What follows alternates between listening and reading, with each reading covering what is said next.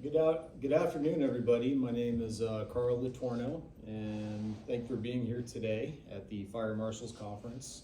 It's good to see some old faces out there. Today, I'm going to be talking about the future of community risk reduction, as my first slide suggests. Before we get started, I wanted to point that we have an exit in the back, an exit in the front of the room right behind me. And then the hallway that you all came through to get to this conference is where the bathrooms are located. Now, can anybody tell me or guess why I just gave you that piece of information? In case I really need to pee. That's great. So, on a basic level, that's community risk reduction. That is risk reduction. As humans, this is something that we do every day. We analyze risks and we take measures to reduce that risk. I told you where the exit is in the back of the room, in the front of the room, because this is a place that you guys haven't been before. I told you about where the bathrooms are, so in my 20-minute presentation or so, that if you guys have to use the bathroom, there's not a stop in the presentation. You guys can get up and use the bathroom. So this is all risk reduction efforts that we do on a daily basis, but most importantly in the fire department, that's everything we do. We're constantly taking actions to reduce risk and all the hazards that we face on the job, and we're going to touch upon that a little bit today. One quote that I wanted to share with you guys, if you guys have ever heard of Robert T. Kiyosaki, he writes books about money management. I highly suggest reading his books.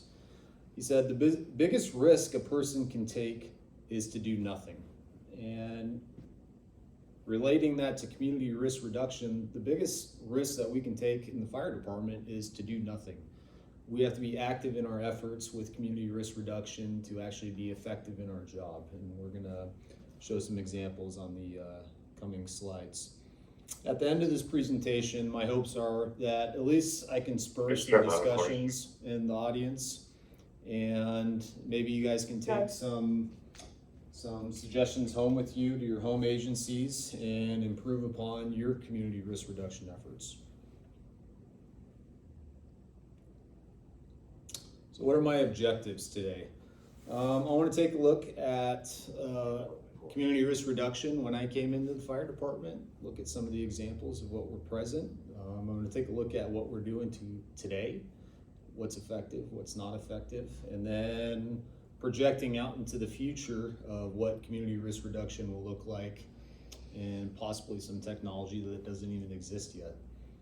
I'm going to take a look at the fire culture, what it looks like today, and what type of training that we need to implement within the fire department to battle that culture change in the fire department.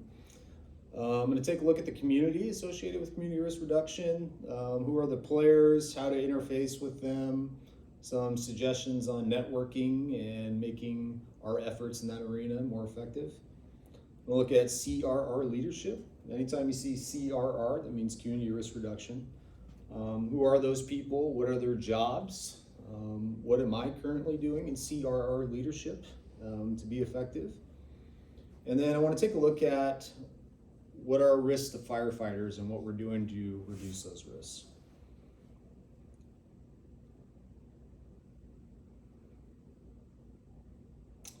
So before we get to the future, I want to talk about what community risk reduction was when I came into the fire department. We had a fire marshal. We had some code enforcement personnel that would show up now and then, but nothing routine and regular. We did company level inspections, but we really weren't getting out into the community and talking about community risk reduction.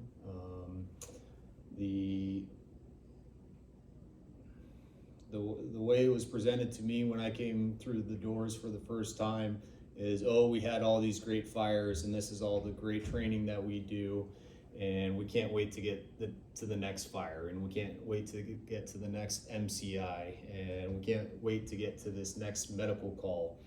And nobody was really looking at community risk reduction. It was just more, we're highly trained, and when the emergencies happen, we combat them with our high level of training.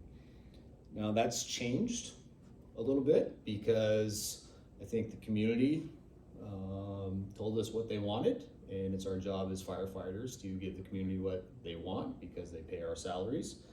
And our communities don't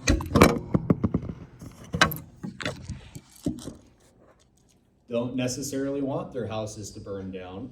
They don't necessarily want to be part of that big freeway accident. They don't necessarily want to, at the most basic level, as an elderly patient, they don't want to get up at 2 o'clock in the night and not know what they're supposed to be doing to not fall and have to ask us for help.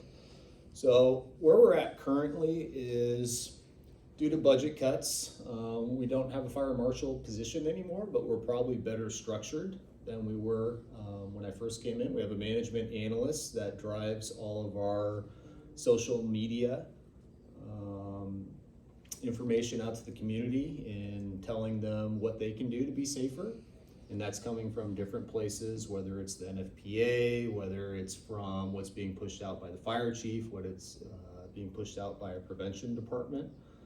Our prevention department, we have a code enforcement employee who's using the municipal code in our town and making sure that people are being safe and following that code, as well as a inspector position who's doing somewhat what the fire marshal would do back in the day. They're reviewing plans a little bit. The big plans will farm out to a consultant, but they'll go to the bigger jobs like going to our city refinery and making sure they're up to fire code. And then, as always, we still have the company level inspections. Our firefighters are going out, they're conducting inspections in the smaller businesses, they're looking at what the fire threats are, they're giving information to these business owners on how to be safer. If there's a big hazard, our firefighters are scheduling to come back and making sure that those hazards are taken care of. So that's something that's always been done, and we're going to continue to do now and absolutely continue to do in the future, because it's very important for our firefighters to know the buildings before they have to go into them during an emergency. Come on in. You want to join? Have a seat. The next level is the future. So in looking at the future, I can see us utilizing this technological explosion that we have, where we're implementing items like VR, we're implementing more social media efforts, we're implementing programs that probably don't exist yet, where it's a more immersive experience for our community. Right now, we're just kind of pushing out the information. We have 2 big events in our city with Pictures with Santa, which will give community risk reduction information out, as well as our open house. But I can see it more as talking back and forth with them on a more regular basis to get their input, which is extremely important. I had the opportunity in a recent tax measure that passed in November to go out, March, to go out and be a part of our town hall meetings. And in those town hall meetings, it was almost like we were having community risk reduction talks. And I was getting a lot of good information from the community and hearing about what their concerns are currently, what they appreciate about what we're doing currently, and also giving us information on what are they truly worried about and where they live in their part of town. We don't necessarily get into everybody's home. We don't necessarily go into everybody's backyard, and we can't just look at Google Earth every day and figure out that, well, that part of town looks bad. We're going to put a little more emphasis on that. We really need to hear from our community and see what we can be doing better in this arena. Now, statistically speaking, our highest call volume is EMS. So in the future, we can take a look at what are the underlying causes. A lot of these EMS calls, they're absolutely calls for service on falls. We can be much more of an immersive experience on putting out information on wearing the right socks if you're elderly. If you're in a situation where you're hoarding, we have the opportunity to go out and give suggestions on, can we help you get rid of some of this stuff so you can navigate your home a little better at night? Do you have the right bed in your home? Do you need railing with your bed? Maybe we put links up where people can talk with their insurance company and helping them pay for that, because often it's a pay concern. And then also looking at statistics that are particular to my jurisdiction, the number one cause of fires in town are unintentional fires, overwhelmingly, and of that, cooking fires, overwhelmingly, the number one cause of fires. So are we putting out enough information in the community on how to prevent cooking fires, number one, but what to actually do if a cooking fire happens? Are you trying to put out a grease fire with water, making the situation worse? Do you have an extinguisher in your home? Something that you can go down to Home Depot, spend $20 on, and put a fire out relatively quickly and save your kitchen. Can't tell you over the last 15 years the amount of fires that I've been to where residents were cooking something inside the home, and by the time we got there, they couldn't put it out with a glass of water, so they ran outside their home and the fire got much worse and much more damage, when if they just had an extinguisher in their home, they could have put out the fire. So that's information we could put out in the future to make our town safer.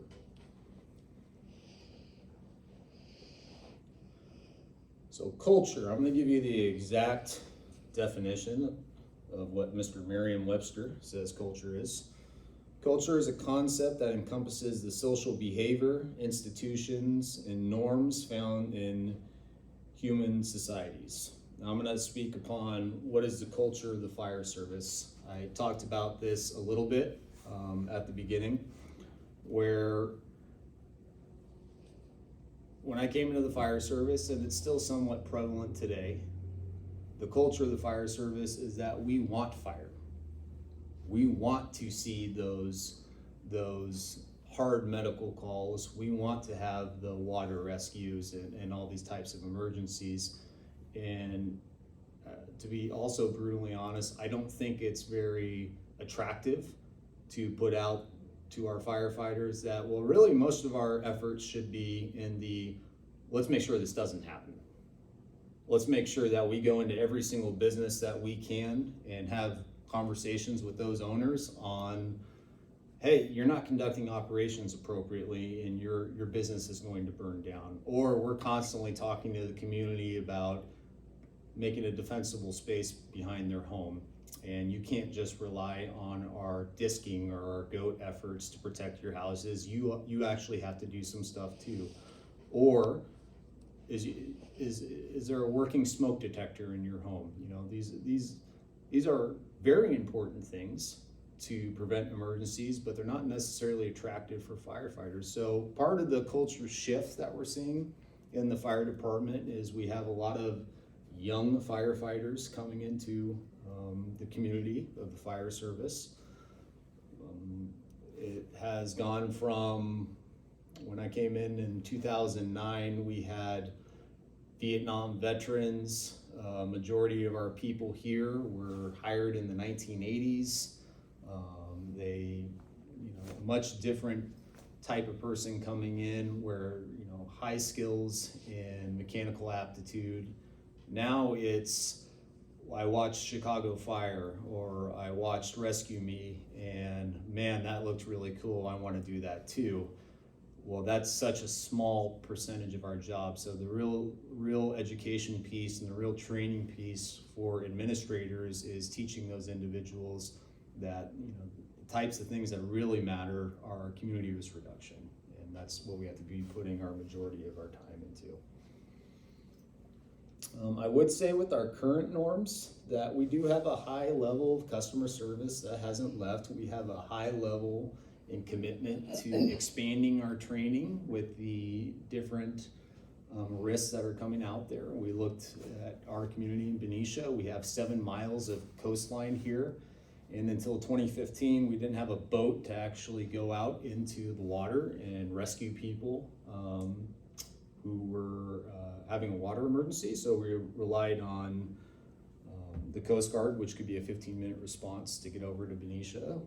That's something that we since remedied, and now we're seeing with the risks that are out there that we're going out about once a month to do a water rescue. So that's something we changed based on the risks that were presented. And the last thing I want to say about culture is it's really our job as administrators to see what the risks that are out there and be constantly improving and changing your training based on that. You can't just make a training from 10 years ago, continue to hand out those pamphlets, continue to send out the calendar reminders. You actually have to look at your statistics, your NFIRS reports, and base your training on what are the actual threats out there.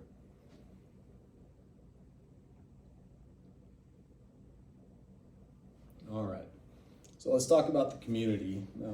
At a very basic level, the two items that we can capitalize on for humans is that they're very tribal. They like to be in groups and they like to feel safe. And that's really what our community risk reduction efforts should be aimed at, trying to reach the most amount of people possible in a common message and make them feel safe in their daily practices. One of the current organizations that we have is CRT, which really practices on if there's a large scale emergency, they will organize their neighborhoods. They have a cache of supplies. They can be self-sufficient for a week or more if we can't get out and help them because our emergency services are inundated so much. So one of the ways to improve this is actually doing more community risk reduction efforts through these already organized groups. We have CRT, we have Kiwanis, we have the Elks Lodge, we have Knights of Columbus, and these are people that already have a list of names. They already have their meetings. They are always looking for topics to talk about, and these are topics that we can talk about, is pushing out these messages. And then once we have our current lists of organizations established in our community risk reduction efforts, then to communicate on a state level or a national level, we can start linking those groups, because a lot of these aren't just in Benicia, they're also in the surrounding areas, and have them communicate with those groups about our community risk reduction efforts, and now they're talking, now we're expanding our campaign.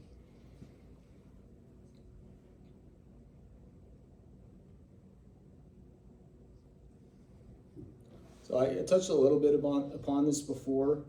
A large part of community risk reduction is changing your training regimen to combat the issues that are out there.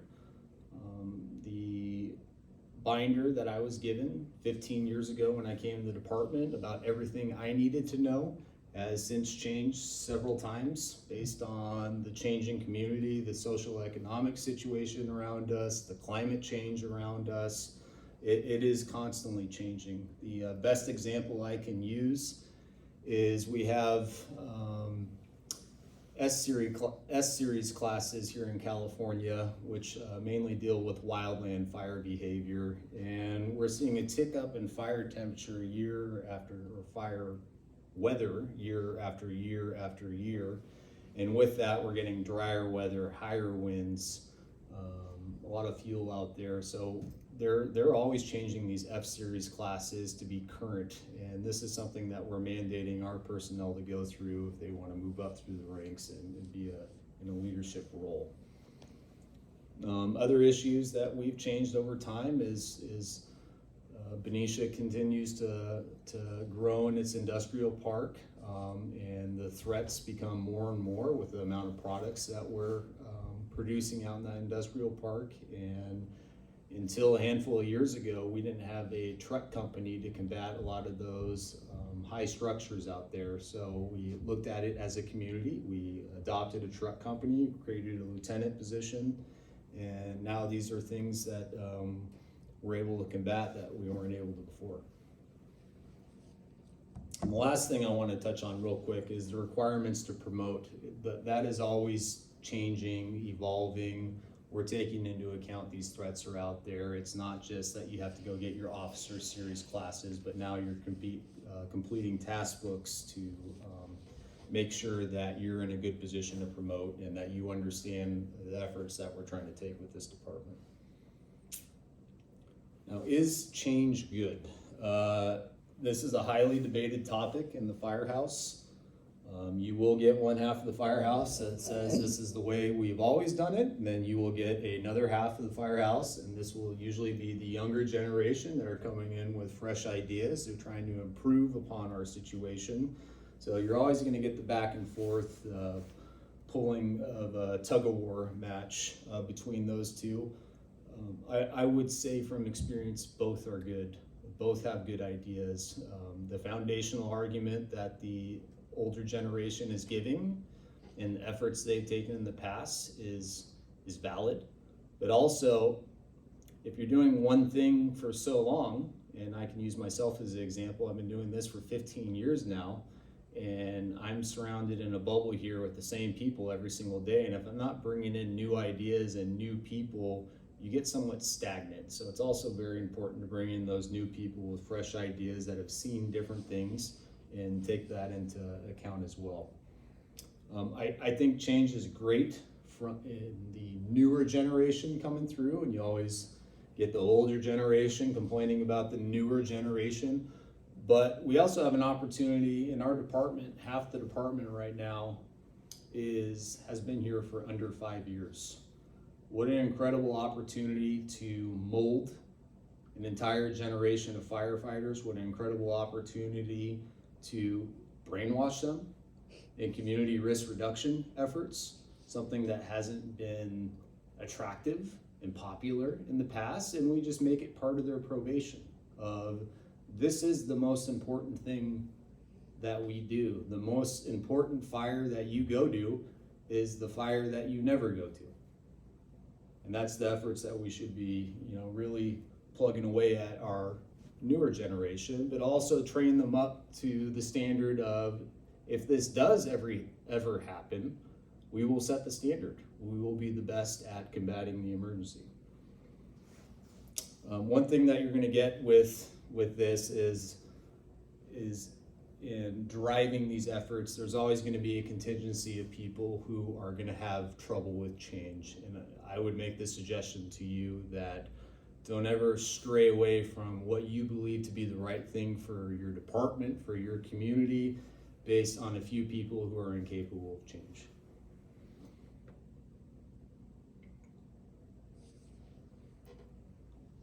So future challenges, number one, are we going to have enough people in the future to do community risk reduction efforts?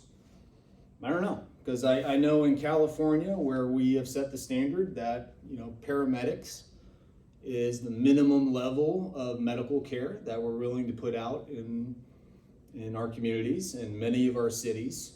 We don't have enough paramedics in the United States right now. We definitely don't have enough paramedics in California. Our populations are growing, our challenges are growing, the threats are more severe, but are we going to have enough people to put out there to enforce these community risk reduction efforts? I'll give you one example. When I came into the fire department, and I keep saying when I, but I want to give you a past and a now and a future. When I came in, it was 500 people for 2 positions. I now conduct our interview processes, and we're lucky to get 8 people for 1 position. The last interview process, we had 12 people for 2 positions. So I think you guys can see that the people just aren't out there right now, and we have to be cognizant of that.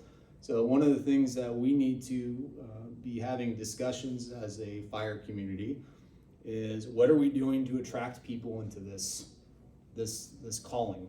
Are we making the salaries attractive enough, and the how expensive it is to live, at least in Northern California? Are we getting the word out there that you should be a firefighter instead of going into the tech industry and earning 3 times as much? Are we really driving into the younger generation the importance of serving?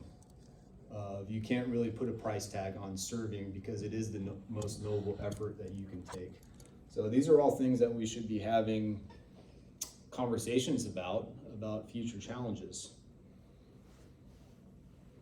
The last thing that I'll say on this, and it's not meant to be a political statement, but how do you really get the message out there to a generation that might have a problem with getting dirty with running into burning buildings. They want the relative safety of working in an office and not having to worry about getting hurt and whatnot. So these are real challenges we need to think about.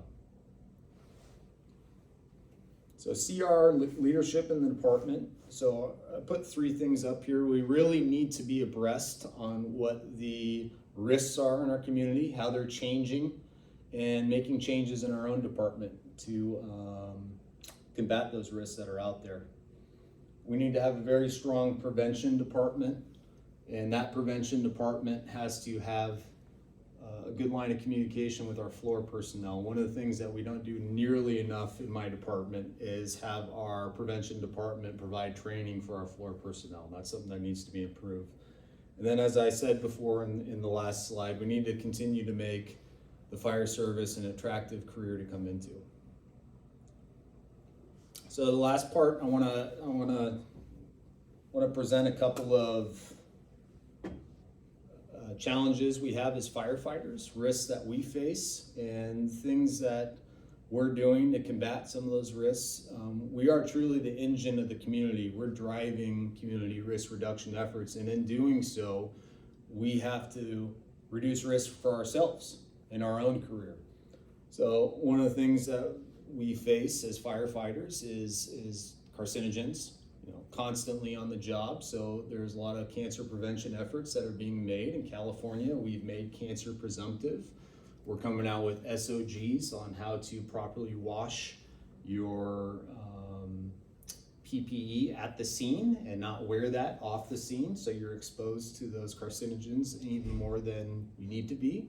We drive home that you will wear your PPE no matter what on all these calls, and that's not to restrict our firefighters, it's to keep them safe. We have a robust training regimen that includes a task book as a probationary firefighter, as an engineer, as a new officer. So these are all things to drive home safety constantly with these personnel. We have peer trainers who can offer a couple different avenues for our department.